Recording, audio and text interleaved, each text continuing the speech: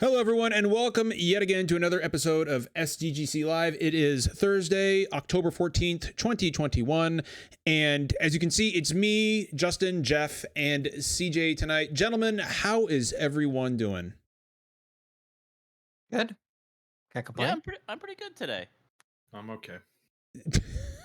CJ, you need to be better than okay. CJ, you want to talk, man? What's going on? Make that better for you. Man, John, every time I fucking log onto this fucking Discord, some bullshit you want to fucking push onto us, I can't do it anymore, John. Look, I'm just saying. Whether it's the fucking gorilla talk, whether it's some fucking weird ass video you find, we're gonna get into whether or not I can beat up a gorilla tonight. No, man, that's one of the topics. The poll decided, all right? Okay. Look, here's the thing about that poll. Okay, that poll was clearly fucking manipulated.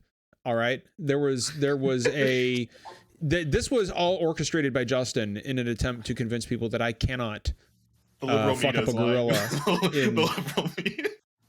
John, I'm gonna drop some gorilla facts on you. All right, please. I want to hear this. Tell me about some gorilla facts. Jeff, drop some gorilla facts. I want to hear some gorilla facts, and then I'll give you some John facts. I just want to be clear to anybody that might not be familiar with the situation.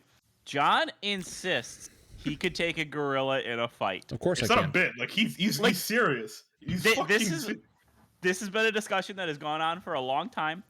I set up a poll on Twitter, and I think it was 87% of people said that he could not take a gorilla in a fight, which, to be quite honest, better than I thought he would do in that poll.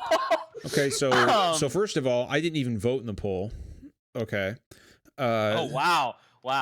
So, second of all, there are other delusional people on Twitter. I don't know if the poll really matters. John. Right. So here's the thing: polls don't matter. Okay. Like what matters are facts. Would you agree? Sure. Jeff, give me some gorilla facts. Don't care about your fucking feelings. So Jeff, John.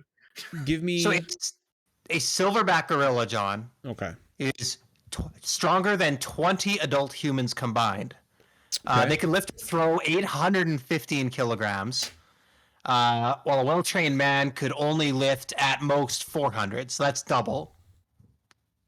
One bite has 1,300 pounds per square inch of pressure, which is higher than a lion, which only have 600 pounds per square inch. So you're talking 2 to 3 times more powerful bite than a lion.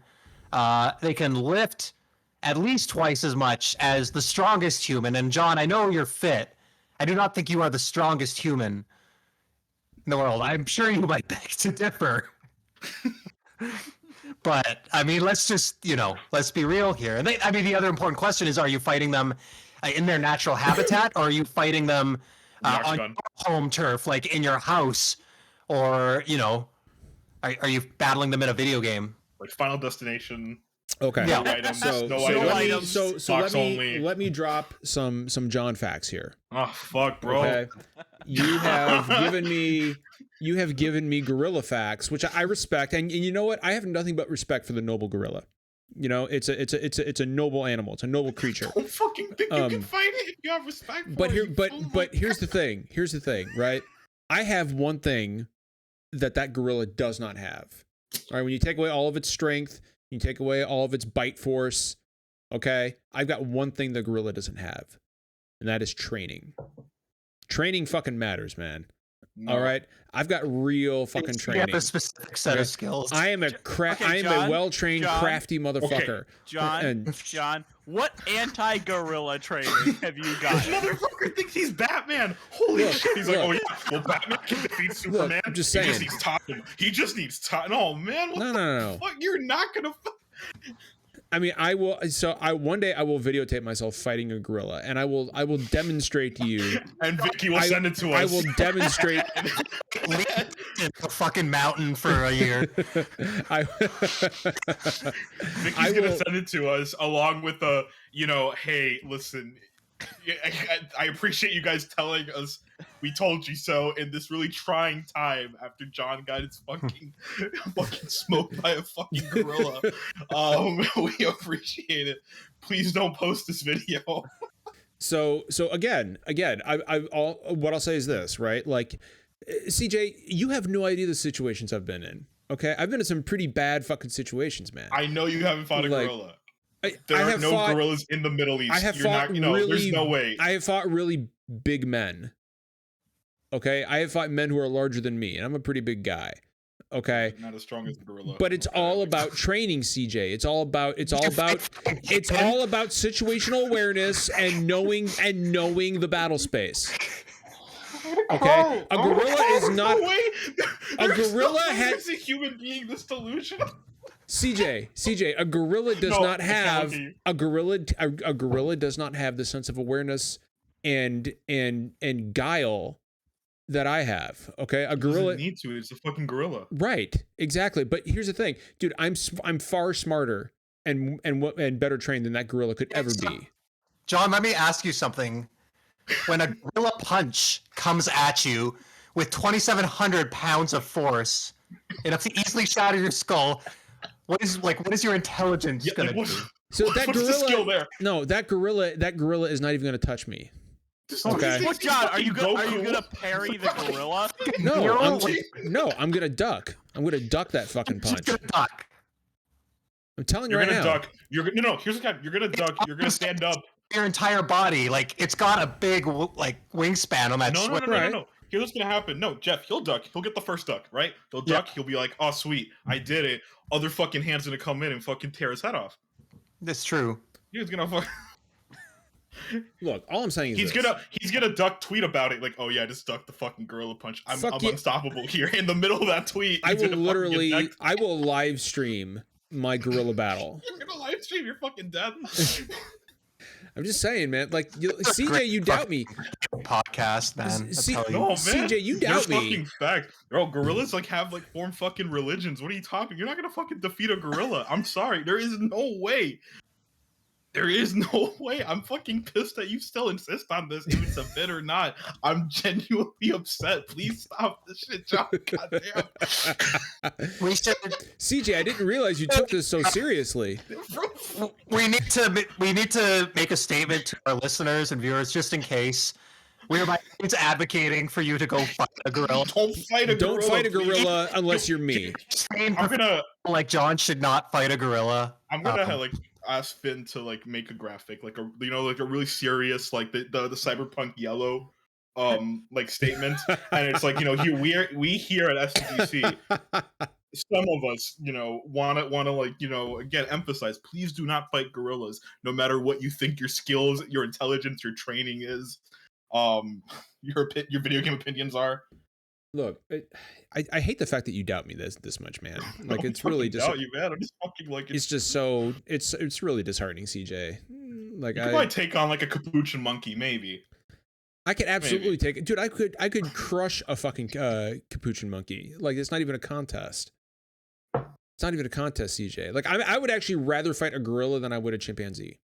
Because a chimpanzee's fast, man. Like, those motherfuckers are fast and agile. Gorilla's just a big, slow, lumbering motherfucker. Like, chimpanzees will literally rip your fucking face off. They've done it. I feel like when John talks about these, he's just thinking of Dark Souls bosses, in terms of I like Donkey Kong. He has the optimal build. He has the optimal build. Somebody in chat says he's training against CPUs and DK CPUs in Smash. Somebody in chat says John can only defeat a gorilla because he's a gamer. That's true. Like, everybody knows that gamers are highly trained individuals with lightning reflexes. I want to vomit. You'll just rise up. I want Rar to come into chat and just post all the Donkey Kong facts he knows, and seeing if we can use that in some way. Does he know a lot? Does Rar know a lot of Donkey Kong facts? Is he like the Donkey Kong fact man? Does the user named Rar DK64 know Donkey Kong facts? I mean, I'm just asking because DK64 isn't a very good Donkey Kong game. So, That's very true. Are we talking DK64 Donkey Kong or Seth Rogen Donkey Kong? No, who's the most powerful Donkey Kong? I think John could take Seth Rogen Donkey Kong. You could take Seth Rogen. You can't take 94 Donkey Kong. I think that's him at his apex. You can't take the arcade Donkey Kong. That's him at his peak. Okay. Well, now I Donkey Kong riding a rhino. Talk about the Great Ape War, because that is actual lore in the Donkey Kong universe. Wait, what? Which member of the DK crew could John like take feasibly? I Cranky think, Kong like, for sure. No, Cranky will kick your ass. What? Yeah, Cranky Kong would fuck you up. Maybe Diddy Because Kong. he's the arcade Kong. He could probably take on Baby Kong if he's sleeping. Kitty Kong, sorry. He could take on Funky will like rock your shit. Dixie will rock your shit. Maybe you could probably defeat what's her name? Who's the one who died in DK64? Someone dies. Someone in a Donkey dies? Kong game? I don't remember The that. fucking ghost of like Cranky's. Who was I it? could probably take King K. Rool. No, He's not a gorilla. You can't. No, you can't change the rules. It's a crocodile, right? Yeah, he's a crocodile. He's like a big. He's like a big. He's a big boy. He's like a big. One hit, he'll counter you with his fucking like gold-plated like fucking chest. He does. He does have a gold-plated chest, dude. Yeah, you're fucking like done, bro. fucking. He's gonna throw some cannonballs and shit at me. Believe it or not, this actually is a video game podcast for anybody listening. I brought it back to video games. I mean, you did. No, I mean that was a good CJ. solid first 15 minutes of this episode. I think. I will say. I think that's a really strong start. I think our listeners are really gonna appreciate. I will that. say that there is a gorilla that I could not beat up, and that is the guardian ape from Sekiro. There's just no fucking way. Like, you kill that thing and it tears its own head off and comes at you again. Like, there's no way I could fight the guardian ape and live. I just want to point out that I usually title the podcast based on whatever topic we spend the most amount of time on. So if none of our other topics last 15 or 20 minutes, this will officially be the gorilla episode of That's good. SDGC. No. Let's keep it going. Wait, hold on. Rar in chat says Chunky Kong, though. No chance. Is there a Chunky Kong? Yeah. Yeah, he's a Oh, big shit. boy. Oh no, you're dead. Yeah, no. Yo, you're fucking dead. Yo, no, straight up. Is there a Chunky Kong? Yeah, he's built like the God of War Ragnarok Thor. Like, Ooh. he big. You might have the speed advantage, but yeah. When he gets you, you're fucking destroyed. Rips you in half. So Rar says Chunky Kong's whole thing is he's super strong. What game was he in? 64. Oh, that's why I don't remember it. I try to block my memories of that game out. Once you hear that rap and they explain all their powers, you're fucking dead. I mean, Diddy has a gun. Diddy's Yeah, a you fucking. can't he's take fucking Diddy. strapped. All of them have guns. So hold on a minute. Wait, is this like the Shadow the Hedgehog version of Donkey Kong? Like, what is this? Like, You never played. Posted a link to Chunky Kong. I never finished DK64, and I have that almost game's no bad. memory of it. John, I know it's bad. Gun can fire in spurts. If he shoots you, it's gonna hurt. I read a whole like an analysis of the song. Like that means DK like fucking. You know he means business, bro. He fucking has a strap. You're fucking dead. Fucking coconut gun. Hey, Derek's in chat. Derek's in chat, but he's not on the podcast. What's up with that? Tell Derek. Tell Derek. Ask Derek. What DK member? We just said. Apparently, Chunky Kong does not seem to favor fighting. He actually enjoys butterflies, ballet, and playing the triangle. The thing is, when That's John really starts sweet. talking, he's gonna fucking become a fucking like warhead. That moment, like John's gonna say something stupid. Chunky Kong's gonna rip his head off. I mean, Chunky literally boxes King K. Rool in that game. Does he Exactly. really? Yep. Yeah, What? I think that's the last stage of the final boss. That is- fight. It's, Yeah. it's pretty that- fucked up that the only thing I remember by DK64 is that it sucks. Is that it's really You don't remember bad. the rap? I don't. The DK I rap? don't remember the rap. You don't. Okay, the DK rap is legendary. Yeah, come on. It's like the greatest video game theme song ever. Come on. Justin, could you honor us with a rendition of the DK rap? I mean, I already Can gave you- you a verse. No, hold on. That's all I got in me. Give me tonight. one more verse. I want to hear one more man, verse. No. Oh, CJ's gonna fucking do it. I'm not. But I need to. Hold up. Let's see. I'm gonna go to Genius. I trust them. All right. Let's see what we got here. The best verse in this game. All right. This is good fucking. This is Podcast. good fucking Man, you know what? podcast Talk about Donkey content Kong. here. Talk about Donkey Kong. All right, let's hear it. Let's hear it, Something CJ. memorable here. Hold up. CJ's just looking for like the perfect line. The fucking bars right here. While CJ's looking, I just want to explain. We're kind of late on topics this week, so No, if you hadn't noticed, We're- that we're just gonna be kind of freestyling it we're tonight. 20 minutes deep and we're still talking about gorillas. Keep this shit going. Well, hold on. Gorillas. Rar says, "Put your hands." Here we go. So they're finally here. Put your hands together. Yeah, those are the Yes. lyrics to the DK rap, John. Why is it so long? I thought this was a short little thing at the start. it's of like No, it's a 5 whole minutes movie. long. It's a whole movie. What if they had? It's like Fucking pages. banger. Who performs the rap? Like, is it Donkey Kong who's rapping? No, it's like No, a it's a singer. rap So, about Donkey Kong. Oh, it's just like a Grant singer Kirkhope who's wrote it. Grant Kirkhope wrote it. Really? He wrote it. Yeah, he wrote it. He composed it. There's two versions. It's the one in DK64, and then there's like a different one that's in Melee. Oh, there's like the That's also extended an ultimate. LP version. Is that what it is? The amended version. The amended version, versions right. in the amended, like what Biggie Smalls would call like the censored version. I of the gotcha. songs. That makes total sense. The amended versions in Melee. So they speed up a section, they cut out a verse, and they censor the word hell. Is That this was in DK64. is this to Donkey Kong what Crazy Chocobo is to Final Fantasy? I don't fucking know, John. Why'd you Well, bring your I know Final Fantasy Justin up? and Jeff know what I'm talking about. What's crazy? No, because the DK, I don't know, DK rap. No. CJ also doesn't know what CJ. You don't know what Crazy Chocobo is? No, man. I would CJ, have you have wanted to to. look up Crazy. You Chocobo. do not need to know what crazy. CJ, you got to know about Do Crazy you Chocobo. want me to man. like Final Fantasy or not? Like, that's my thing. Like, I No, can't land it. CJ. Unironically, Crazy Chocobo is something that you would actually like. Yeah, from no, Final you no, Fantasy. it's But that's the thing. Okay, again, Justin, you know what I like. That's the problem. like no. Yeah, no, That's the pro- CJ, that's the CJ. problem. CJ, you will unironically like Crazy How Chocobo. much- I guarantee it. So you How think much you do you can think ride this Square- Chocobo? How much do you think Square paid Limp Bizkit to cover Crazy Chocobo for Stranger in Paradise? Oh, bro, like 5 million. Yeah, no, that's so yeah, Limp Bizkit is the only Fred Durst is the only person who could remake Crazy Chocobo Mhm. for Stranger in Paradise. Absolutely. No, yeah, they ran through the gauntlet. They were like, all right, it's either Limp Bizkit, it's either going Or to be or Seether or no, like fucking not even. We're gonna go like Limp Bizkit, Static X, Static, yeah. Korn, but most of the members have COVID now, so like they're out. Also, Korn is like super right wing. They suck. Korn, I don't think Jonathan Davison's right. No, Is no, he? no, He's they more are. like- They did Really? they did a concert with Stained like 2 weeks ago, and there was a big like fuck Joe Biden flan. Is it? Like, I haven't fuck- heard of Stained in like 20 years. Fuck Korn Yeah, and that's fuck because they Stained. rebranded as like a country. Like, Yeah, a yeah, he does like band, country yeah. music now. Yeah, like he doesn't do he doesn't sing really sad rock songs I anymore. want like the Deftones cover of any Final Fantasy song. It's like the slow, fucking angry, like drugged out. he's sitting on a stage and it's real dark and he's sad Yeah, it's like- and he's strumming his Well, guitar. you remember that? Like I tweeted out, like every party member needs a playlist, right? Matches their personality. You need the ultra right wing conservative Christian who only listens to POD. You need the and fucking like Skillet. You need the main character who only listens to fucking trashy new metal. You need the one guy who's like drugged out of his mind who only listens to Tool, 311, and Deftones. You need this is if we're gonna they gotta commit.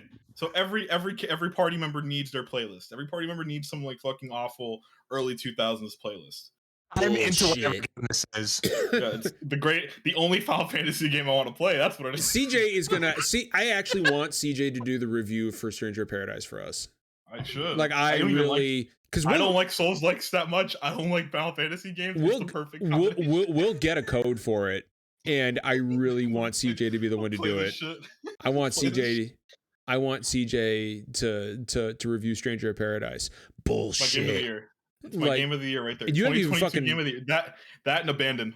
You My two favorite. hell yeah, fucking love. That and Abandon. I love in the running. Abandon, man. I've had so much fun with Abandon already. My like- uncle who works at My uncle fucking who works whatever- at Kojima Productions told me that It's Abandon great. is It's actually Metal Gear. It's actually Metal Gear 6. Like it's actually Silent Gear 6. It's a combination of Silent Hill and Metal Gear. it's actually BT2. Metal Gear Silent. It's Metal Gear Silent. Like yeah, it's really cool. Go another It's actually tangent, Metal but you Gear. know what? It's Metal Gear No. Silent tactical Castlevania action. It's No, really cool. no. Here, I'm gonna end it all, and then we can stop talking about Abandon. It's actually a Zone of the Ender sequel, Okay, and they're gonna CJ, find. All right, I would fucking CJ, love. CJ, just a heads up. Maybe the transition line "I'm gonna end it all" isn't the best one to use. Because dude, don't get me, dude. I you know how much I would fucking love Zone of the Enders 3. CJ just literally spit his fucking drink on his keyboard. We are 25 minutes Wow. into the episode, and CJ was already just like, "I'm gonna end it all." I'm gonna end it now. I'm gonna end it now and spit my alcohol over my fucking keyboard. It's all over my monitor. Fuck off. Wait, how much fucking alcohol are you guys spitting all over the place tonight? Jesus. I don't know what CJ said. It just went everywhere. I had to go get some paper towel. So we actually do have topics to talk about. We tonight, do. I swear to God. Well, sure. Believe it. Well, I mean, we got topics in the sense that we asked our community, our wonderful, awesome, incredible SDGC community, for topics to talk about tonight, and we did get some. What do you think, guys? Do we open up with Mercury Steam and the Metroid credits, or do you just want to? I tell you what. So let's start with Metroid, because we are actually going to be recording a Metroid review, I think on sometime Saturday. But I know that Jeff won't be able to be there, and Jeff had some stuff that he wanted to say about Metroid Dread. And Justin and I will chime in as necessary. Jeff, why don't you talk a little bit about Metroid Dread, man? Yeah, I think I'm almost done. I bought it, not expecting to really like it, because I don't like Metroidvanias. I don't like 2D games. I basically don't like anything that Metroid Dread is. That really upsets me. That You don't like hard games. You don't like games with a lot of bosses. Justin was in the Discord like, dude, don't fucking buy this game. But you know, I can't help it. The hype gets to me sometimes. It looks pretty cool. And I just got a new OLED Switch, right? So I want something to play on it, and it seemed like a good candidate. So, and you know, I try to keep an open mind, right? There's some types of games and genres I don't like, but I'm always willing to give things another shot. And yeah, it's like I'm almost done it, and I really liked it. I didn't love it probably the way most of you will. Like, it's still, you know, it's like it's a solid 8 out of 10 for me. I enjoyed my time with it. It's not going to be in my all-time favorites, but you know, I haven't been able to put it down for a week, so I think that's a testament to it. And I think it is hard. I've enjoyed the second half of the game much less, just because like I know people talk about like the satisfaction of beating a boss, and I just don't really get that. Like, that isn't what gives me satisfaction in games. I'm more enjoying the exploration and actually solving all these fucking ridiculous like speed boost puzzles. That's where my enjoyment in the game's coming. So I'm just kind of drawing this out as long as I can before I have to go fight the final boss. But the one thing that makes this game playable to me, and I would never be able to go back to an older Metroid, at least not the old like Super Nintendo one, is it has just fucking save rooms all over the place. It has autosaves, it has checkpoints. Like, I have never died and like had to go back more than 30 seconds.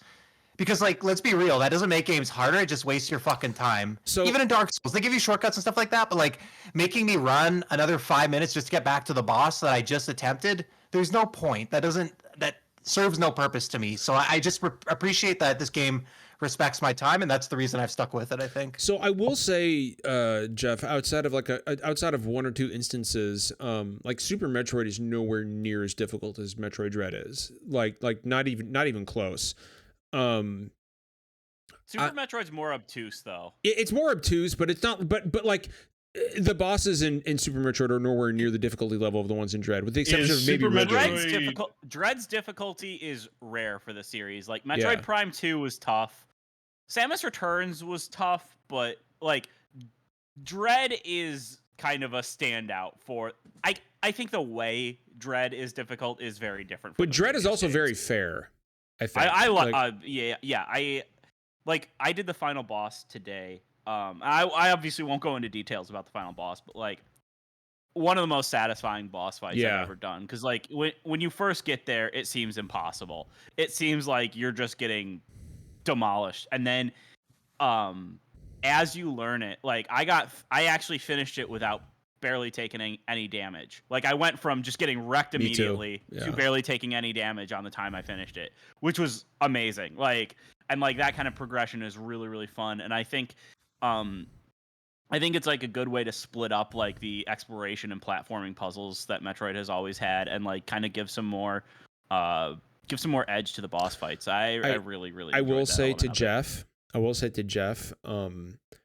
after playing Dread, if you ever do get the desire to go back and visit like the older 2D Metroids, like you're in for a rough time, because they don't control anywhere near as well as Dread does. Yeah, don't worry, I'm not going back. I will play the Metroid Prime trilogy once that hits Switch. Yeah, But, I mean that's a whole different like type Yeah. of game right there. But Jeff, CJ, go ahead. let me ask you something, because again, like you and I are so similar, Mhm. and I appreciate that. I appreciate you, Jeff.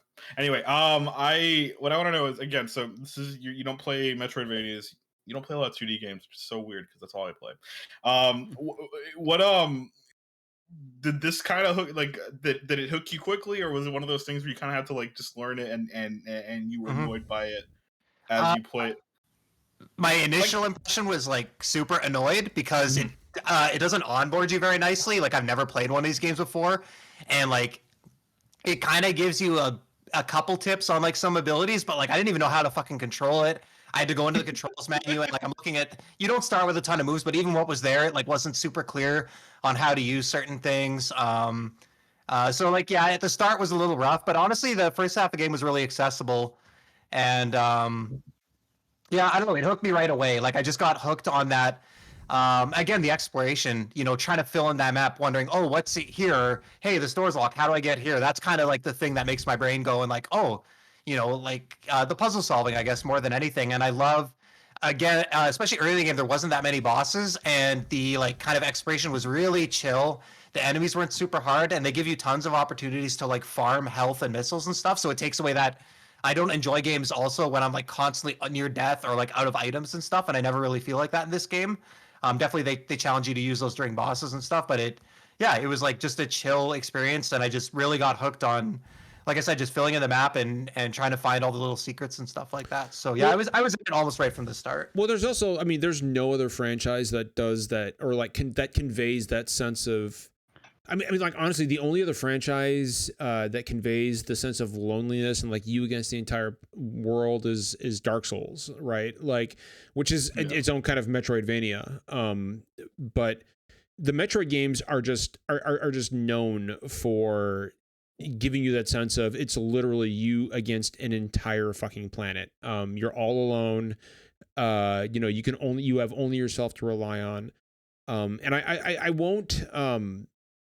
I won't go too deep into it because I do want to, I've got a lot to say about Metroid Dread when we do our actual review this weekend. But what I will say, I'll say two things. One, this is my favorite characterization of Samus in the entire franchise. She's just a stone cold fucking badass. And We're the only Nintendo character to like have any sort of like development. I mean, she's just a fucking badass, dude. Like there's a moment when you beat the first boss where she's just standing there, like just looking at it with this bored, like her body language just screams, "I'm gonna kill you," and I'm bored. And she just charges her charge beam, walks around it, never taking her eyes off of it. The boss turns around. And she just slowly raises her arm and like just completely nonchalantly blasts it as it lunges at her one last time. And then she just does a flip through its tail and lands on one knee with her fist to the ground. And I was like, God damn, Samus! Like the cutscenes are so cool. I mean, she's just a fucking badass, man. Like I know for me though, like I have had a lot of issues with Nintendo's handling of a lot of its like franchises in the past several years. I've had issues with their games feeling very dated and having like really obnoxious tutorialization and stuff like that. And so I was like nervous about all of that going in because I have been looking forward to this game for the nearly 20 years it's been. And God, I can't believe it's been that fucking long. This game doesn't have any of those issues. Like this is the first Nintendo release in a while that I am like all in on and thought that they really, really nailed it. And the fact that it not only lived up to the expectations I had for it, but in a lot of ways surpassed them is a really big deal for me. The last thing I'll say about it, I haven't had this kind of experience with a game in a long time. The last thing I'll say about it is I adored it. No, I'm right there with you. Like the last thing I'm almost at the end of my second playthrough already. I'm going for 100% items on normal mode. This is my game of the year. Like there's just nothing else coming out that's going to surpass this for me. And I waited 19 years for this fucking game. Metroid is up there with Final Fantasy and Dark Souls. This is one of my all-time favorite franchises. This is the best 2D Metroid game. It is better than Super Metroid. It's better than Zero Mission. And it is not just my game of the year, but it is also among my favorite games of all time now. Because Super Metroid and Zero Mission are two of my favorite games of all time. This is better than both of those. Metroid Dread is in my top 10 games of all time. And that's a big fucking statement. That's a big thing for me to say. But that's how much I love this. That's how much I love this fucking game. We're going to be talking about Metroid Dread 10 years from now, the way people who grew up, with Super Nintendo like me talk about Super Metroid. Like that's also how good this fucking game is. But by the way, Jeff mentioned that I was on Discord telling him not to buy this because it's like an anti-Jeff game. It makes me really so happy that he even enjoyed it. Because it caused me pain to tell somebody to not buy a Metroid game. Yeah. But I haven't fought the final boss yet, so I will get back to you. Yeah, the final boss sure is something else. I got to it last night and tried a few times, and I'm just like, it was like 2 a.m. and I'm like, I'm just going to bed and doing this tomorrow morning. There's no way. But yeah, and also it's very exciting that it seems like this is on a much better sales trajectory as well. It's already the fastest selling game in the franchise. This is a series that has really struggled on that front in a lot of ways, and the fact that there have been several misguided entries in the series, and the fact that like this one that's simultaneously true to what the series was, but also is willing to put new stuff in there and feel very modern, is doing well, just makes me really happy. And I'm just excited to see how it evolves. I'm excited to see what speedrunners do with this game, because the speedrunning community has always been huge for Metroid.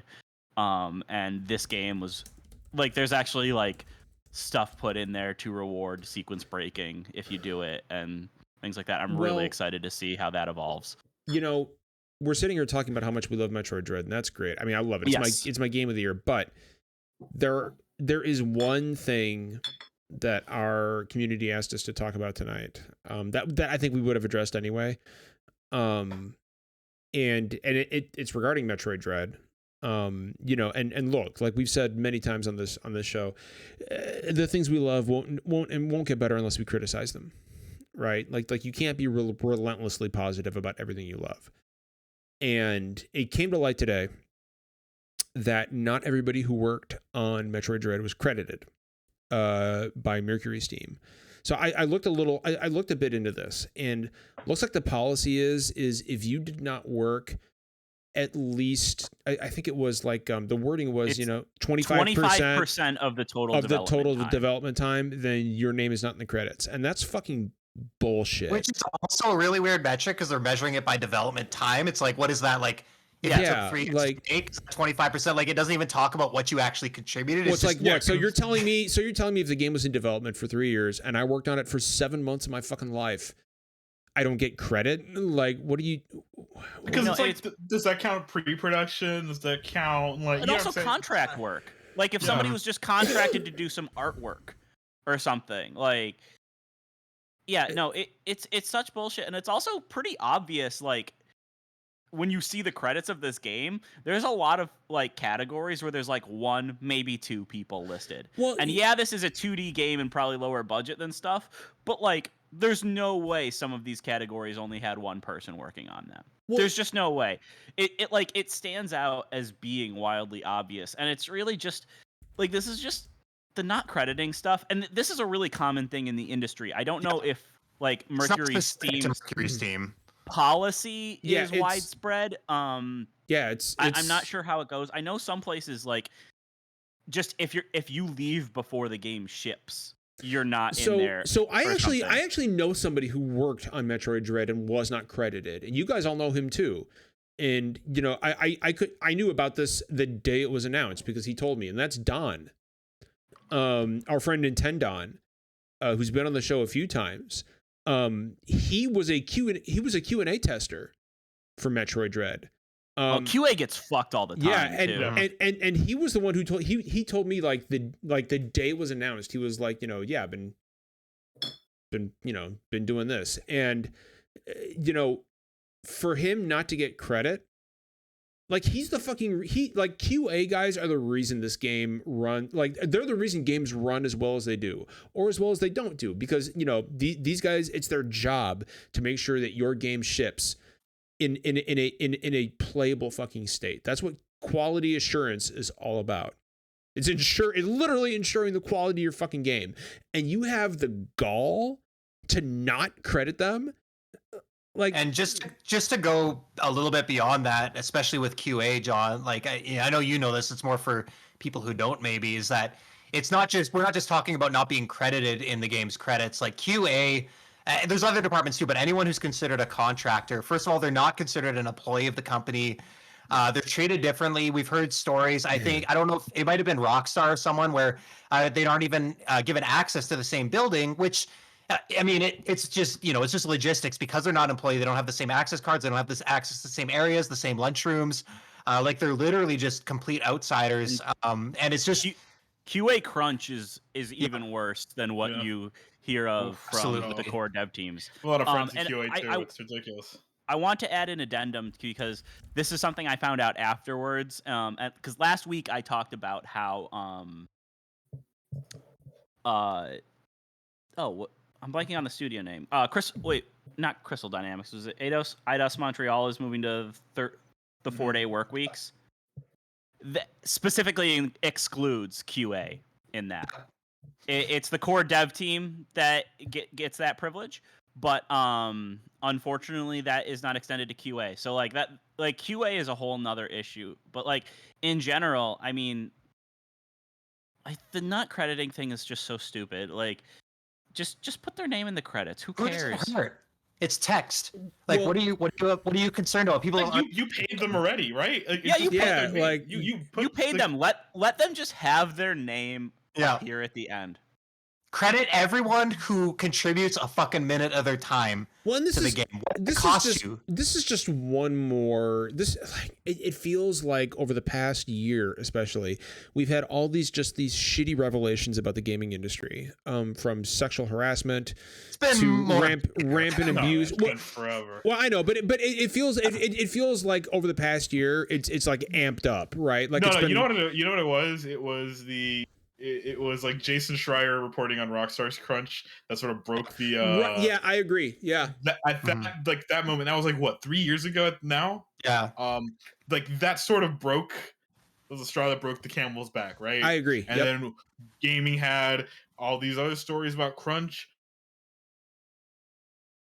There was like its own mini Me Too movement. Then there was the big Me Too movement. Now we're kind of back. Now we're on like talking about stuff like credits, stuff like you said, Justin, the working schedule. Now it's just coming back even bigger, right? This is especially egregious too, CJ, because like it costs you fucking nothing to just put a name in the credits of the game. Yeah, like that's the thing. You technically pay. You paid these people. Put the credits in. Kickstarter games on a shoestring budget, put in the backers' names. Yeah, I mean, if I contributed fucking $5 to a game, I got a keychain and my name's in the credits, and you can't credit someone who worked for 5 months, 10 hours a day on a game. I would love. Have you seen how long credits are in AAA games these days? Yeah, they're like 10 minutes fucking long. 45 minutes long. Dude, they put their dogs' names in the games. Yeah. How many fucking games have you fucking played that here are all the pets, all the babies born, all the babies born. Yeah, here's how many turkey fucking sandwiches we ate during dev time. Exactly. Assassin's Creed Origins and Watch Dogs Legion credits were straight up over an hour long. I'm not even joking. It was just insane. Which is great that they're crediting those people, but why? Again, who's it hurting? I mean, look, I'm one of those guys who usually unless I know there's something after the credits, I will pause the game and press whatever button I need to get through the credits, right? But that's not the point. It's not for me. It's for that person who fucking worked, like Jeff said, 14 hours a fucking day, crunching for 6 months on this goddamn game, 100 hours a week, only to be told, yeah, sorry for working what in 6 months, what most people do in 2 years. We really appreciate it, but sorry, you didn't fucking work long enough. And so we couldn't be bothered to type your name into the fucking credits. Like it's not for us. it's not for us. It's for them. It's for people, and it's just the smallest fucking thing to let somebody who fucking slaved on this game to play through it. And then when you hit the credits on this amazing fucking game and you watch those names scroll down, that person can say like, look at me, that's me. Like there's my fucking name. I was involved in this fucking masterpiece of a game that everybody loves, and I had something to do with it. And also, I mean, on another layer too, like, I mean, again, I think it's just a petty thing that a lot of these studios do. But like, also, I mean, it can be difficult, like, if you're trying to apply for a job and say there's a game that came out, several years before that you worked on, but you're not credited in it, unless you that have could be the tough. fucking invoice or the pay stub, there's no proof. Yeah, there's no fucking like, trace. Well, especially with everything happening, like right now, it's more important right now than it ever has been, because for the past 19 fucking months for everyone have been just an absolute fucking shit show nightmare, right? We've got a global pandemic. People have not been able to fucking have regular human contact for the better part of a year and a half. People's spirits are at an all-time low. People's mental health is at an all-time fucking low, and it's not asking too fucking much to take somebody who worked 100 hours a week for even fucking a month to take the 5 fucking seconds it takes to put somebody's name into the credits and give them that gratification. Like it's not even how fucking demoralizing must that be for somebody to work that hard for something and be given no fucking credit for it. And it's not just, and I can't remember it might have been Jeff who pointed it out. It's not just a fucking Mercury Steam problem. This apparently is a problem that is endemic throughout the entire fucking industry. And I for the life of me, like we sit here and we joke about how there's a lot of problems at Ubisoft, and there are, right? Like there's a ton of fucking problems at Ubisoft. But at the same time, their credits are fucking hour long. Look, again, like their credits are an hour long, and they don't crunch their employees. It's like everyone wants to. Admittedly, there's a lot of issues, especially now. But everyone wants to bitch and moan at these major studios like EA and Ubisoft. You know what I'm saying? But they treat their employees fine for the most part. EA, I have heard, like, across the board. Across the board, I have heard EA is pretty strictly enforced 40-hour work weeks. And it's funny because EA was so often voted like the most hated company. Exactly. Yeah, the worst company in the world. Like, so on like top employers lists because people don't like EA Sports big. As we've learned, listen, you can treat employees as badly as you want. You can crunch them. You can misgender people. You can be racist and everything. But as long as you don't make gamers mad, you're safe. You know what I'm saying? Yeah. No one at the end of the day, who's gonna care about credits in a game, right? I mean, we will, like, but not enough people will. Yeah, exactly. So that's the thing. It's like, yeah, we can shit on these major like AAA devs, and we should, because they're all fucking terrible. But at the same time, it's like, give credit where it's due. Like, why isn't Nintendo like enforcing? Well, it's not even a Nintendo issue. It's a fucking it's a Mercury Steam issue. Like why aren't again these devs not like across the board, just like doing better by their employees, no matter how it's small. Well, you might think that for people like us who are actually who know devs and who are friends with devs, oh well, you're just saying this because you're close to the issue. No, like it's common fucking courtesy. Like it's right. Like CJ, yes, empathy is a much better word. That's a much better term. Like CJ, if you came to me and you said, and I didn't know you, and you said, man, I worked for 100 hours a week writing this article. And, I had to edit myself and you know what? I was a contributor to it. Right. And I wrote like 5 fucking paragraphs, but I wasn't the primary author, and the article was several pages long. So I didn't get credited. For it. Only the primary author did. That's the same fucking thing. Exactly. 100%. There is no facet of this industry that's kind to its its employees. I think at the end, it's like the consumers and shareholders get the sort of the better end of the deal, right? At the end of the day, anyone who's buying a game will be happy, right? Mhm. They'll be fine. They're Yeah. not going to look at the credit, like you said, John. Most people are going to skip the credits, right? It's not for us. People are going to It's skip for the these people who credits. made the game. Like, yeah, exactly. It's for the people who create this thing or create a product. You know what I'm saying? It is. and what blows my fucking mind about it, CJ, is that if not for fucking like, you know, Joe Smith, who did work for 5 months for 100 hours, we wouldn't have these fucking games. Like, Yeah, exactly. like it, to me, with every new revelation about this industry that we love, it's a fucking wonder that we have video games at all. Like, because with everything we learn, whether it's people not being given credit for the work they've done, or women being abused, or blatant fucking racism and, you know, sexual harassment, like, why the fuck would anybody stay in this industry other than I just want to share something I love with like-minded people? And that says something wonderful about the people who make the games that we sit here and consume, and it says something fucking terrible about the industry that they work for. Yeah. And like we can all, everybody on this podcast and everybody listening to the show right now, we all love games, but the next time you fire up an awesome video game like Metroid Dread or you know, any other game that you love, remember, do not forget, you never lose your sense of outrage that there are massive fucking problems with this industry that we love. And if we don't speak up about it, then nothing is going to happen. Maybe nothing will happen anyway. But wouldn't you rather speak up and try to affect change than not do anything at all? Because it's not fucking fair. It is not fair. Like, you know, we sit here every week. And we talk about video games. And we love this. We love these things. We love video games. But at the same time, there is just something rotten at the core of the industry that I love, and I can't fucking stand it. And I want things to change, and things are not going to fucking change if we don't speak up and make our voices heard. And as the consumers who are playing these games, as the people who have a platform at all, like, it is our responsibility and the responsibility of other people who have similar platforms to lift your voices up and say something about it.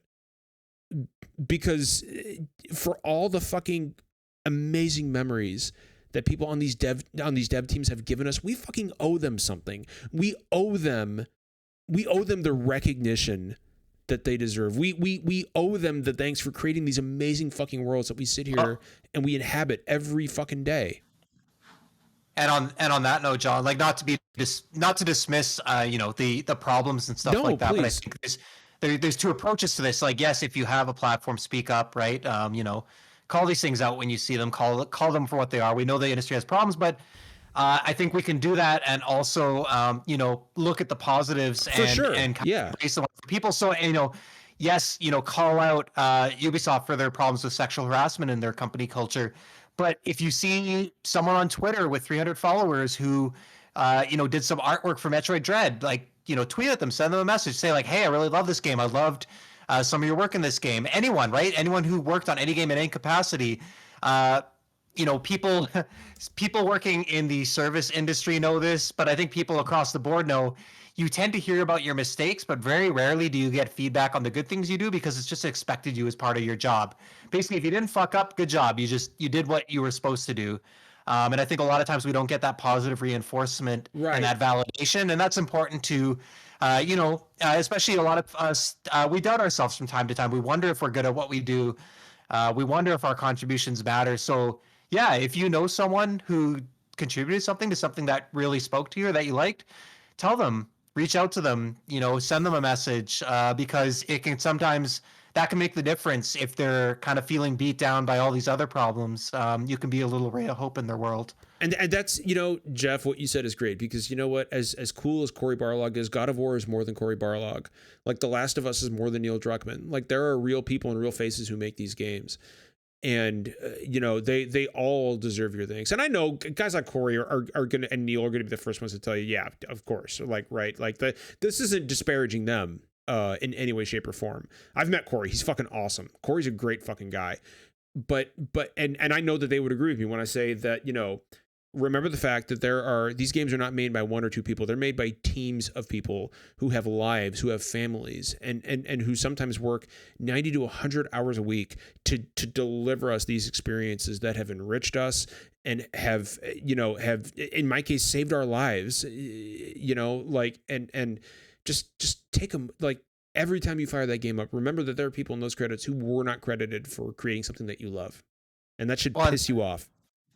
Yeah, like I think, sorry, this is maybe getting a little bit too much off topic, but I think that's this whole topic is basically, the human element of making these games, and it's very easy, especially when we get caught up in games that are really good or games that are maybe even really bad and have problems.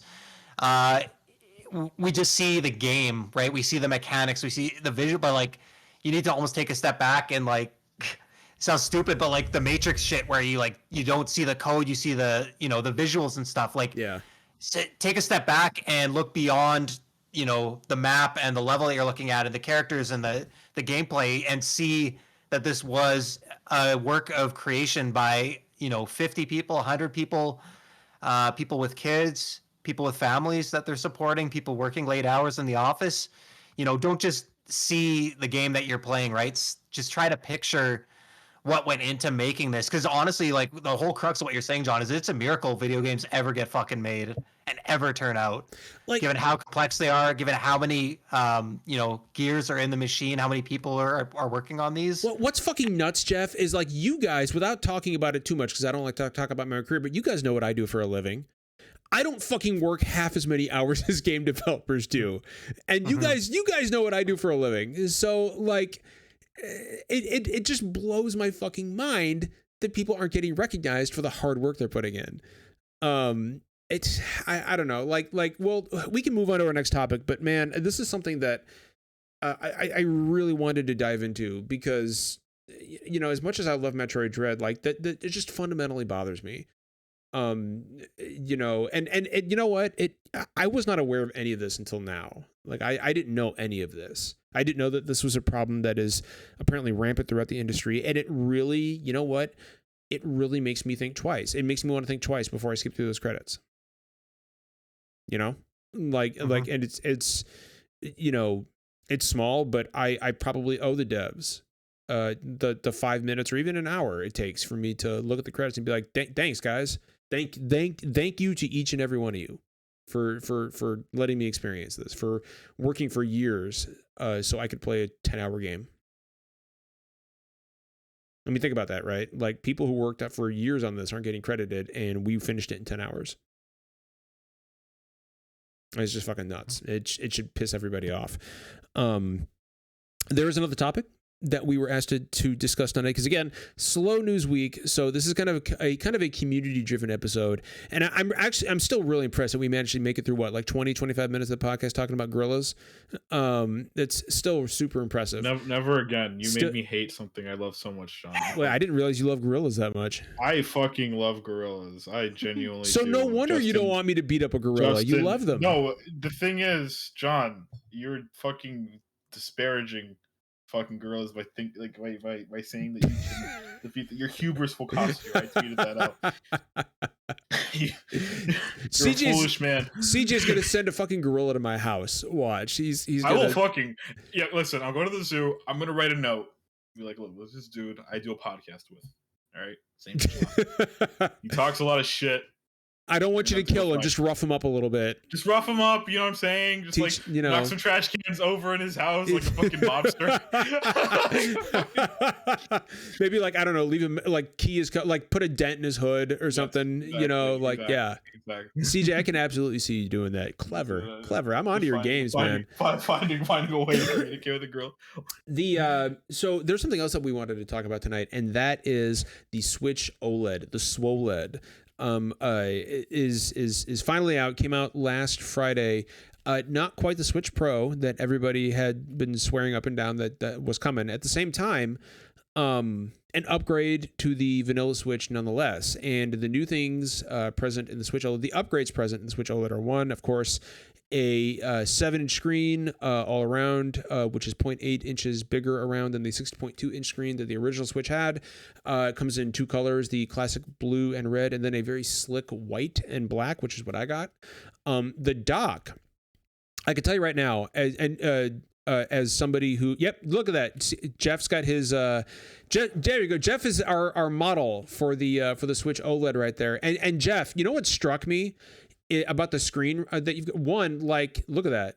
So the OLED screen, when it's off, is just as inky black as the blacks in whatever game you're playing. So like if you are playing, for example, like an old NES game, and I tried this out, like Castlevania, right? There's normally like a visible gray border on the older Switch around the game, but on the Switch OLED, it's just pitch black. And it looks so much better. Like, Jeff, you tell me what you think, but like looking at the new screen, whether it's off or it's on, makes me look at the other Switch and go like, how the fuck did it ever ship with this screen? Like, how did this even happen? Yeah, I mean, the screen looks really good. I don't know what else to say that anyone else hasn't said. It looks great. It's vibrant and it's got deep blacks. I think the things that impressed me the most, it's not just the screen, it's the build quality. It's the glass instead of the plastic. It's heavier. It fucking feels solid. It's this nice, proper kickstand on the back that actually works. Yes. This is the other thing that always fell over.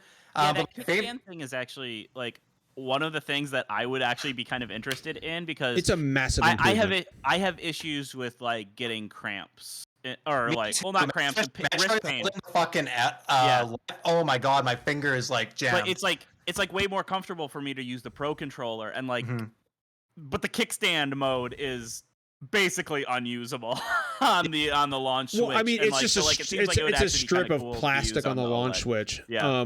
One thing that still bugs me about the configuration of the Switch OLED, and something I was hoping they would fix with that awesome new kickstand they didn't, is that the Switch port or the charging port is still on the bottom, which renders it essentially unable to charge while it's in kickstand mode, which is kind of a pain in the ass. I don't use that mode a lot. But I don't use it ever, to be honest. But I also don't have the issue with my hands that Justin or Jeff do. So that to me is a little unfortunate. What? Go ahead, Jeff, please. No, I was gonna say my other favorite thing, which no one talks about. I guess I know. There's been, I think, 2 revisions of the Switch before this, or one. But I'm coming from a launch model Switch. So this is my first experience with the new one. The battery is so much better. It is, yep. The one would barely last 2 hours. I can easily get like 5 hours out of this thing or more. It actually feels usable as a portable. My other one, I swear I'd play 30 minutes of Animal Crossing and I'd get like a low battery warning. Which is weird, Jeff, because you would figure with the brighter screen and the more vibrant colors and the deeper blacks, you would figure it would be more of a power draw. Well, OLED is actually a bit more energy efficient, specifically because of like if it's showing black, those pixels are off. Interesting. Okay. So I think in general it's more efficient, but that's like kind of like a major efficiency thing because I did not know that. Yeah. I do not have a Switch OLED, but I've been I'm very interested in display tech in general, and OLED is a phenomenal technology that I think, because the name is so similar to LED and various marketing things, like people haven't really been able to get good communication on what benefits it actually brings, especially for gaming. So it's really awesome to see like a device as mainstream as the Switch finally get this upgrade where people can easily see the benefits. I think a lot of people are finally able to understand what makes this such a great technology, that's very exciting for me. So there's something else that actually got like a huge upgrade, and it feels far more premium than I was expecting. That is the dock. When I pulled the dock out of the box, I immediately the old dock, the OG dock, felt like literally. I mean, it was literally like a piece of plastic housing an HDMI port. Like that's essentially what it was, right? This feels much more premium. The corners are nice and rounded, as opposed Doesn't to. it also have a an Ethernet port? It does. Also, right? It does. Yeah. It has an Ethernet port. Ridiculous. And like it ridiculous that the original Switch dock did not have one. Mhm. It And wasn't ridiculous at the time because Nintendo. yeah, I think they're still figuring out the internet. So here's the other thing though, CJ. So it has been confirmed that this dock is also 4K ready. So now of course the Switch I have OLED cannot handle 4K visuals, obviously. I have a theory on that. Go ahead. That I think a lot of people are going to be disappointed by, but it makes sense.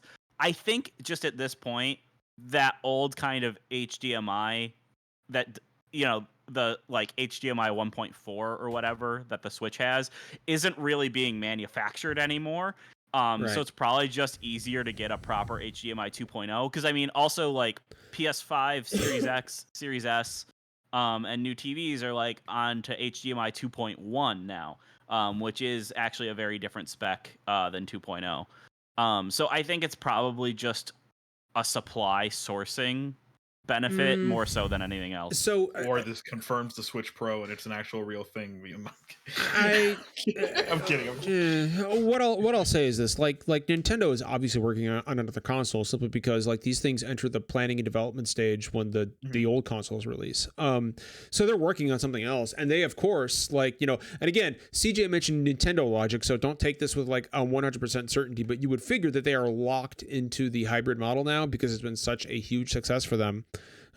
Which, to be honest, I don't think they're going back to a single console and a single dedicated handle. Like, that's so interesting. Because part of me wants like the dedicate. I want Nintendo to come back to like give me like their. I really do. I want that GameCube era Nintendo where they're like on par with every other console, but for even surpassing. Right, but I mean, I think those days are done. Like I know. Nintendo has realized that they don't need to compete with Sony and Microsoft. And can you imagine? I can. But what I will say is, I also don't think that you're going to see. When I say that Nintendo, and this is why I think they are working on a more powerful version of the Switch. I don't necessarily think it's a Switch Pro. But what I think is going to happen is you're not going to see like a Switch 2. Like how like eventually there's going to be a PlayStation 6 or like an Xbox, whatever the fuck they're going to call it, some numerical. But I think the Switch going forward is going to be more of an Apple iPhone type of incremental upgrade. They're just going to release new versions of the Switch. Yeah. Okay, this Switch is a little more powerful. And it's got a faster processor and it's got 4K, but it's still a Nintendo Switch. And all of your games that worked on the Switch will work on this one, and so on and so forth. The DS and the 3DS and stuff like that, right? The Lite and the X, like that's their model. Yeah, right. I agree. And I can see that, yeah. And now that the Switch, now that the Nintendo console can be either like a box that sits under your television or something you take with you, I think, they are going to use what Jeff said, right? Like that DS model or even like an iPhone model, like I said, it's always going to be called the Switch. We're not going to change the fucking name because, at this point, like the name has huge. And that's the difference between the Wii U and the Switch, right? It's like nobody knew what the fuck the Wii U was when they announced it. Yeah, it should have been called the Wii 2. Yeah, it would have made $1 billion immediately. Yeah. It was called the Wii 2. People thought it was a fucking controller. Because especially like the Wii U's naming thing. I know people have joked about it, like especially with Xbox and stuff, about how confusing the names and stuff could be. But like the Wii U is a specific situation where the Wii got a ton of various add-ons, different controllers, different accessories and stuff. And it appealed to like a much more casual, less plugged in audience. Yeah. So exactly. like that confusion actually made like it makes sense looking at the Wii U because it wasn't really a huge change aside from the everyone was tablet. like, oh yeah, everyone's gonna be confused by the One X. I'm like, no, the One X is it's what everyone thought the Wii U was. An upgrade. Yeah. Like, Yeah, precisely. And you know, I the safe money, you know, we talk about Nintendo logic. The safe money, I think, is on Nintendo sticking with a hybrid model, because Nintendo wants to make money. Like, I mean, they're like every other corporation. They're all about fucking making money, and this makes them fucking money. And so what I think you're going to see going forward is, I think in 2023, I don't think it'll be next year, but I think in 2023, you could forget calling it like a Switch Pro, or it's not going to be a Switch Pro. What it is going to be, Super Switch. Or Switch, like, call it the Switch Advance. Like, that would be a great fucking name for it. Oh, but hell yeah. But I'd fucking love that. But whatever it is, they're gonna market it as, hey, look, it is a Nintendo Switch. All those games, like Breath of the Wild, Mario Odyssey, all those games that came out the first year the Switch launched in 2017, they will all play on. They're all going to be playable here. All this will do is it will output these games in 4K, and they might run a little better. And you will get incremental updates like that, and people will fucking buy them. I just hope, one thing I do hope is that, like, the next model of the Switch like carries over, like, a lot of, like Jeff was talking about, like how premium the Switch OLED feels. It feels premium as fuck. I hope that carries forward, because, like, that's something that Nintendo has a very bad habit of doing with their handhelds. Yeah, because it's like, I mean, it's part of their business model. Like, this is a the launch Fisher model Price is toy right here. I mean, it is CJ. It is Fisher fucking price. Like, no, man. Like, no, it is. You're right. Like, I got fucking ripped off here. This is a fucking toy. Why is my fucking, it's like a fucking leapfrog thing? What the fuck? Like, you know, like the leapfrog. but the Switch when it first launched, unlike the Wii U, it felt like an actual piece of tech. Mm-hmm. You know what I'm saying? CJ, have you held a Switch OLED? No, dude. It feel like Jeff. Jeff, you tell me what you think, but man, dude, it feels like an expensive premium piece of tech. It looks like it. I hope they carry that forward. Because, I mean, a big part of Nintendo's business model, especially with their handhelds, is a lot of various releases that just get more and more premium. There was like the DSi. The DSi XL is still one of the greatest feeling console handhelds of all time, and stuff like that. Yeah, exactly. I really hope they kind of continue iterating on that build quality. The 2DS XL felt better than the 3DS XL. It felt better to hold. It felt better to play. I still want one so badly. I don't think you understand. CJ, CJ, I've got two. I'll send you one. But no, I'll send you one. I've got two. I'm not using one of them. But Want to move to our last topic, John? Well, real quick, the one last thing I wanted to say about the Switch OLED is that when I say premium, like, you guys know how the original Switch had those, like, you know, the Joy-Con wobble, like you would attach the Joy-Cons to the unit and they wobble. That's not here. No, mine fly right out. I'm not using. Okay, I have like a case that has grips on it, because that helps with my wrist pain. But if I do not put my Switch in that case, my left Joy-Con just flies right the fuck off. No, I bought that shit with with scholarship money, like extra scholarship money, like the year it came out, because I found one in Target like months after it released, and that shit when I clicked the Joy-Cons, one of them felt loose. I'm like, oh my god, my mom was right. Why the fuck did I buy this shit? I was fucking worried. I don't think it was. They fucking so if you are familiar with that Joy-Con wiggle when you attach the Joy-Cons and they kind of wobble, like they don't feel secure, that is not present with the Switch OLED. Like, it feels like a fucking unit when you snap those Joy-Cons in. Like, there is very little movement on those Joy-Cons. Like and even like, you know, all that fucking flavor text in the back, you know, like all, like, you know, made in whatever, like, you know, blah blah blah, like all the stuff that's printed on the back of the original Switch, that's all gone. It's underneath the kickstand. So the back of the Jeff, can you hold that up? You've got your Switch OLED. Can you hold up the back of it? Thank you, Vanna. So look at this, CJ. It's all gone. All that text on the back is gone. That's like you were saying. It's the iPhone thing. Yeah. It's like if you have an iPhone, a new iPhone especially, there's nothing on that but the logo. Jeff is doing a really good job with that, by the way. He's very good at that. Yeah. Bro, I'm looking at this shit with disgust. Look at that. The fucking text. Yeah. See, I'll say I miss the ergonomics of the light so bad. That's the only Switch that I can actually like play for extended periods in handheld without getting fucking. The thing is, so what happened is I owned an original one. I had to sell it because I needed some money. So I bought this in the middle of the pandemic because I'm like, well, I play most of my games like 70-30 handheld, right? Ultimately, I could beat most of my games in handheld. So I'm like, I wanted this specifically for the D-pad because I play a lot of 2D platformers. And I like it, but then now I sort of miss, like, I can't play an RPG on this. I can't play. I miss playing Smash. Like, I really miss playing Smash. I can't play with this control set. I need a game controller.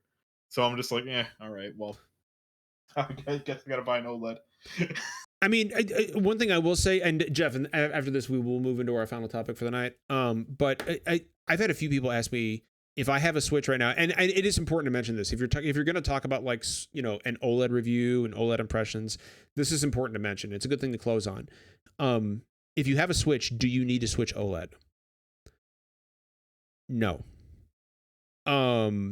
It's beautiful.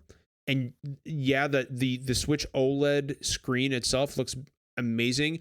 I'm somebody who plays his games 99% undocked in handheld because I love handheld Nintendo consoles. I don't ever dock this fucking thing.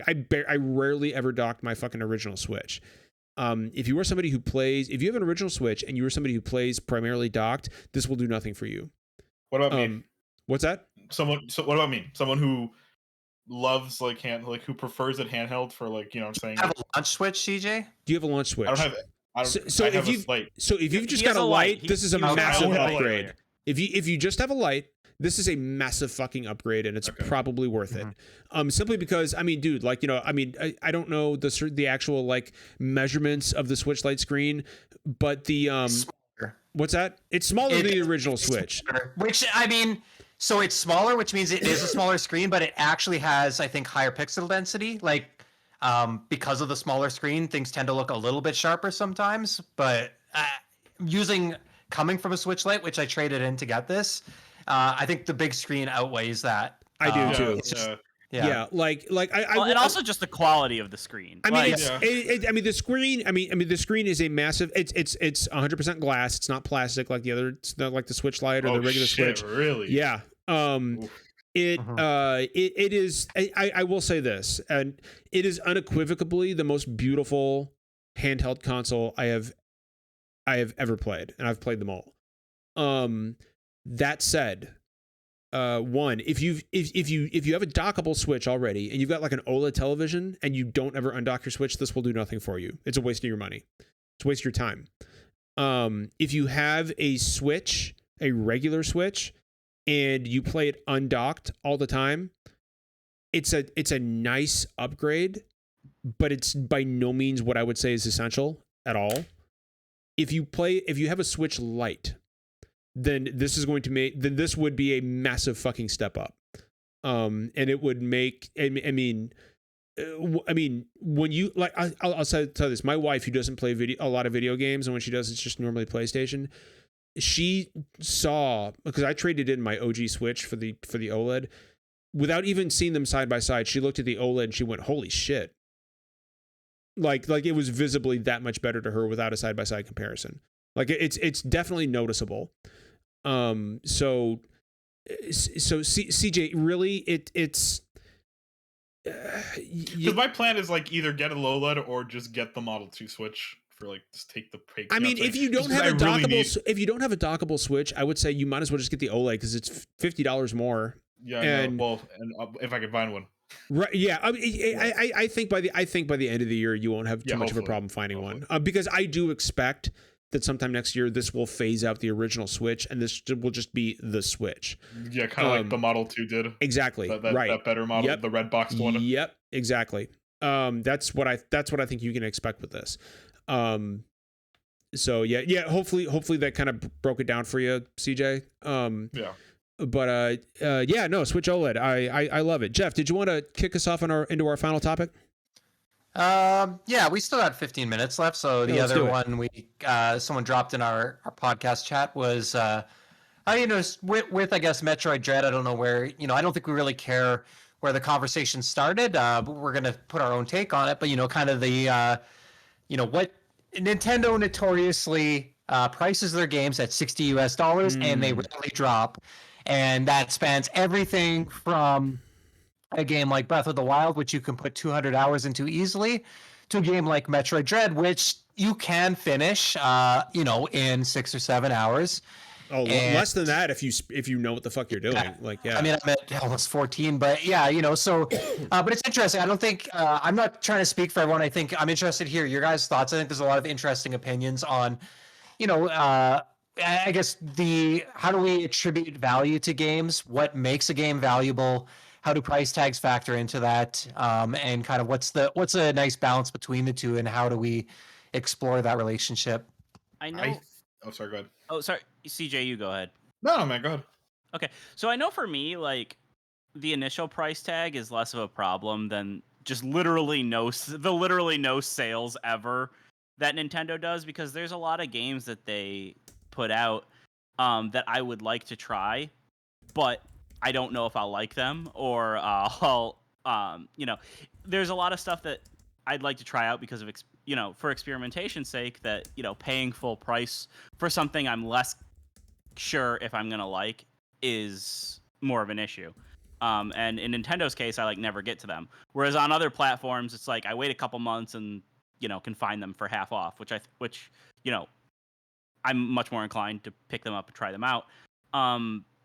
Yeah, it's just a tough thing, because I know for me, if it's something I know I'll like if we're gonna talk about Metroid, I will absolutely pay full price for a Metroid game. I bought the amiibos. I don't buy many amiibos, but I'm buying the ones for Metroid. Are you kidding me? So, but I know for me, a big example for me, that I think this debate's come up a lot, is I really love single player first person shooters.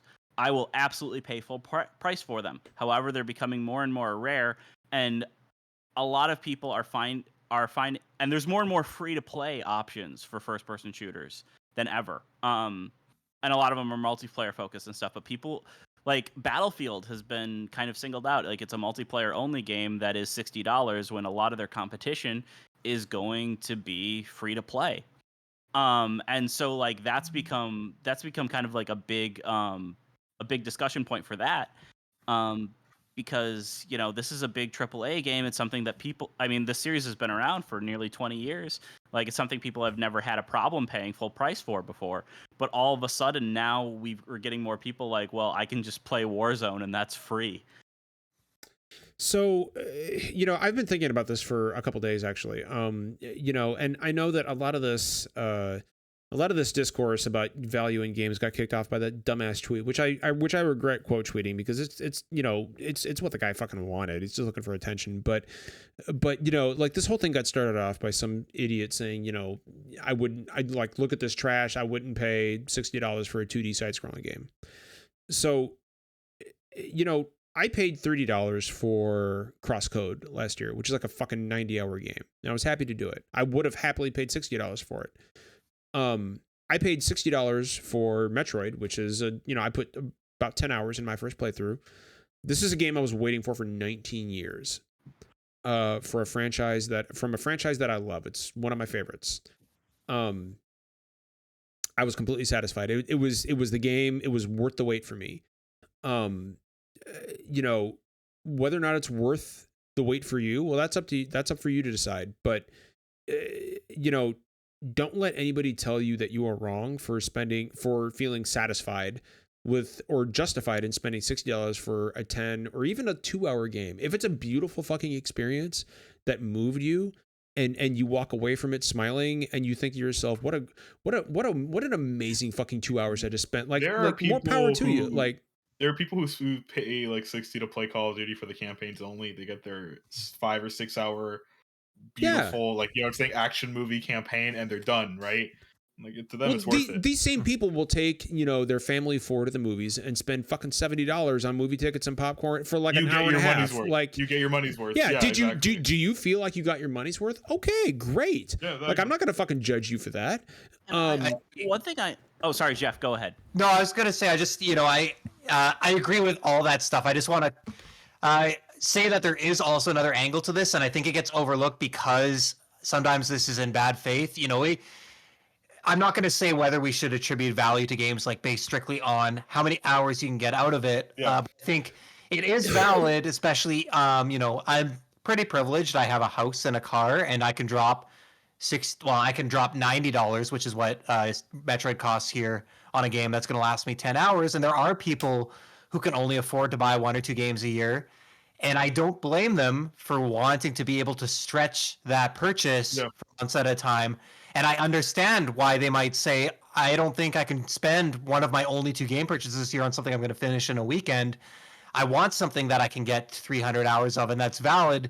I think where we just don't want to cross the line is we can acknowledge that without diminishing the accomplishments of these games or diminishing the quality of these games, and say, hey, this game looks great and this game is wonderful and this game is probably worth this price. It's just personally not what I'm going to spend my money on, because I'm looking for something that I can kind of dedicate my life to.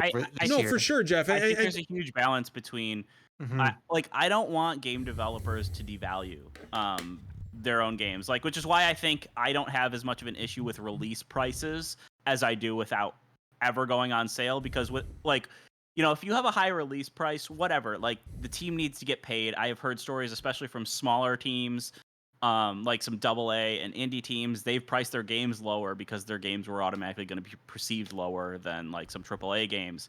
And because they priced it low, they didn't make as much money if they need. And but I think sales and stuff are great. The subscription services, I mean, even just even PlayStation Plus dropping a few games every month can let people pick them up. But when you're talking about the money thing, last year I was unemployed, for quite some time. And I remember early on, I picked up I got the gold edition of Assassin's Creed Odyssey for $30. That's the base game and all the DLC. That is the best unemployed person game purchase I have ever played. And there's something to that, right? People don't understand it, and not to sound condescending here, but there are a lot of people who are not as involved in the industry as us and other content creators are, who don't understand that $60 is almost always never enough to cover the development costs of most AAA games. $60 is fucking lowballing it, which is why you see season passes and DLC, and $60 is not enough in most cases for most AAA games to recoup how much it costs for them to make the fucking game. They make most of their money off publishing deals with major publishers like Bethesda or Sony or Microsoft or Nintendo. That's where the real money is made. Or the microtransactions that a lot of games sell. Exactly, right. Call of Duty's not gonna make their money on those on the $60 purchase. For sure, no. Long term. Yeah. It's the same reason that consoles are almost always sold at a loss. Almost always sold at a loss, especially in the first several years. Because charging $300, $350, $499 for a brand new console and launch year is not enough to recoup how much it costs to actually make the fucking console, how much it costs to develop it. PS3 era Sony. Oh my god, yeah. That's why we're seeing more options for digital only consoles that are sold at a lower cost. Spoiler alert, removing the disc drive from the PS5 doesn't lower the cost of that thing by $100 to manufacture. But you're then heavily invested into the digital ecosystem, and Sony gets a cut of everything that you buy off of the store. Right. That's the pricing scheme behind content. And to kind of piggyback off what you guys are saying about not to diminish a game for being less, for me, it's not about money. It's not about how much a game costs. It's about the experience that game left with me, and it's about the memories I take away from that game and whether or not I had fucking fun. I have spent $60 on games that I played for 30 hours, and I'm like, wow, that was bad. I am really upset that I paid $60 for that. There are games that I have spent $19 on that I played for 3 hours, and I'm like, that was a fucking, Sayonara Wild Hearts is a great fucking example. I finished that game in under an hour, and it was one of the most moving games. It was my runner-up for game of the year. It was my game of the year, the year it came out. And, it was just a really moving experience because it made me think of the struggles that my wife was going through. personally, mentally and physically at the time. And it's all about the fucking impression these games leave on. That's the real value I of will that say, game. so maybe my brain is broken, right? Because I'm gonna tell, I'm someone who paid $60 at launch to buy Tropical Freeze on Switch when everyone was telling Worth it's not. It was 100% worth it. Game's great, masterpiece, 10 out of 10, the greatest platform. Rules. It's one of the Freeze- greatest 2D platformers of all time. It is the greatest Switch game in my opinion. Like there is not that made the console for me. That's it. Great. But I'm also someone who gets a lot of games for review. So obviously my sort of view on like what's worth it. I mean, obviously I bought a lot of games. I rarely buy games full price. There are very few exceptions. Tropical Freeze, Devil May Cry 5, things like that are shorter. I feel like my purchase was like justified. I didn't mind paying that much. Doom Eternal I bought at full price. Like I felt like it was fine. How the stuff like Black Ops Cold War I paid $70 for. Fucking hated that game. But also again, so I get a lot of games for review, and I mostly get especially AAA games. I usually get the big, like Ubisoft games. I get the big deluxe edition, whatever.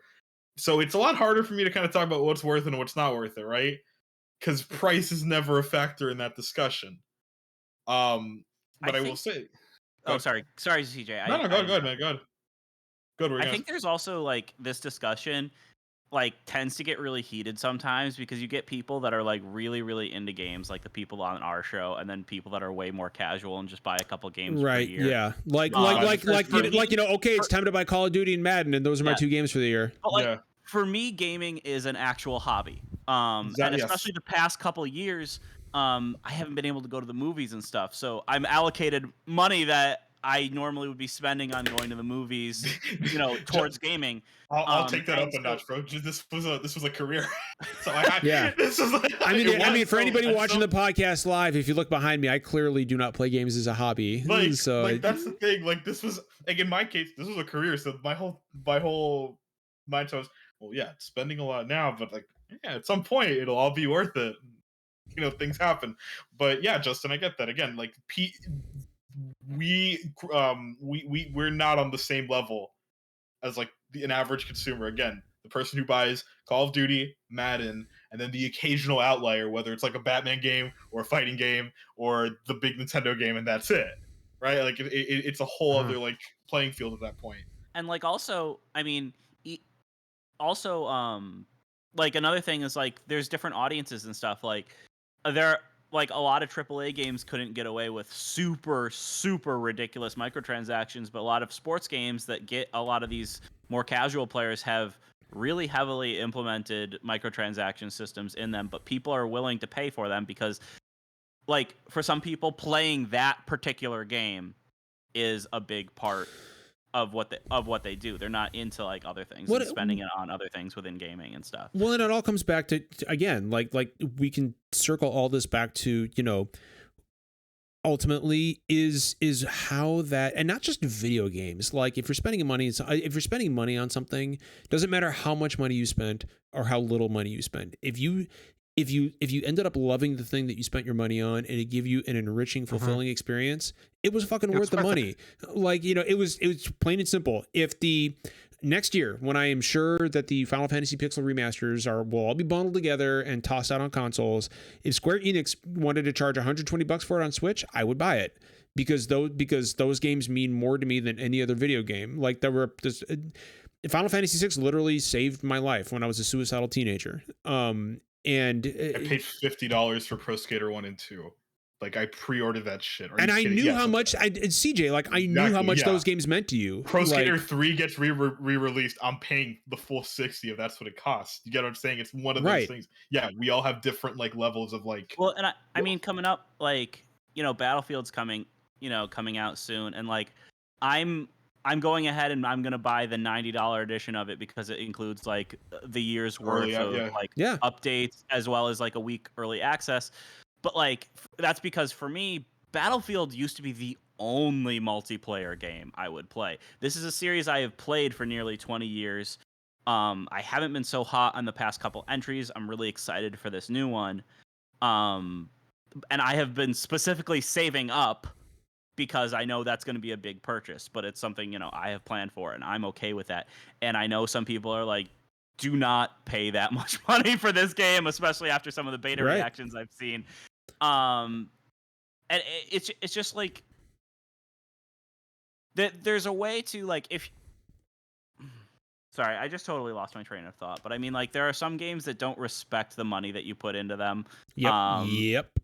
But like, if it's something that feels very complete, that you feel was made well, and you feel like, comfortable paying for it, do it. But like, again, I think it just all comes back to me, like, if prices never ever change, if they never go down, then some of those people that were initially not willing to purchase it will just never get around to it. And I think that's unfortunate. Jeff, by the way, I want to say that, dude, that hurts. That shit you put in chat, that hurts, man. Like that, it is 100% coming to console. Like, there's no way those. I'm wrong. They've got a lot of shit on PC that just like the Chrono Trigger. Yeah, this is different. This is different though. Like they didn't make the big. They didn't make the big deal about. The problem is you said it. It's not going to happen. Well, the problem is you said it. Fine, it's not fine. It's not coming to console. You said it. Brings up a good.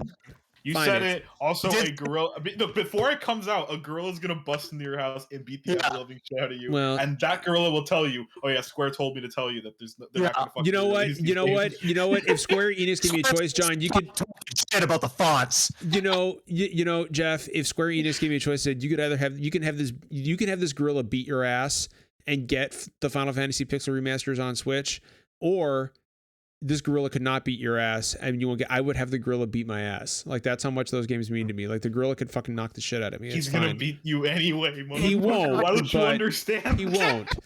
But we are bumping up against our time here. Couple of things to close out on. Extra Life's coming up in less than 2 weeks. Justin, Brittany, Derek, and myself will be right here at my house streaming a 24-hour Pokemon Emerald Nuzlocke. We'll have some cool rewards for people who want to donate. We're going to have shirts available at that time. We're going to have some limited edition whiskey glasses as well. Those will not come back.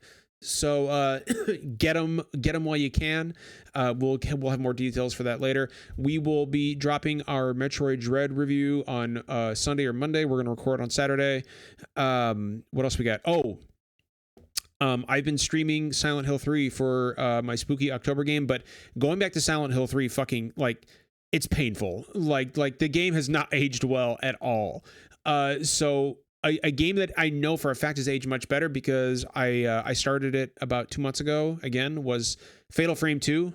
And so tomorrow night at 9 p.m., I'm going to stop playing Silent Hill 3 on stream because it's just literally making me ill with that camera. And I'm going to stream Fatal Frame 2 all the way through because it's just the game has aged far more gracefully than Silent Hill 3 did, which sucks because I love Silent Hill, but it is what it is. Did anybody have anything else before we get out of here? Nothing. Okay, cool. All right. Well, everybody, once again, thank you for hanging. Jeff wants us to wrap up because Taco Bell's coming. Thank you. I'm in, yo. So, thank you so much, everybody, for tuning in and hanging out with us. As always, we greatly appreciate it. We have a Discord. If you're not a member, let's get that Nightbot in chat. Please join our Discord. We have over 325 people in our Discord now, which is fucking nuts to me. It's nice and active. It's a nice, wholesome community. We also have a Patreon where you can help us get to different events, hopefully starting again next year at PAX East, and provide games coverage and interviews for you to enjoy.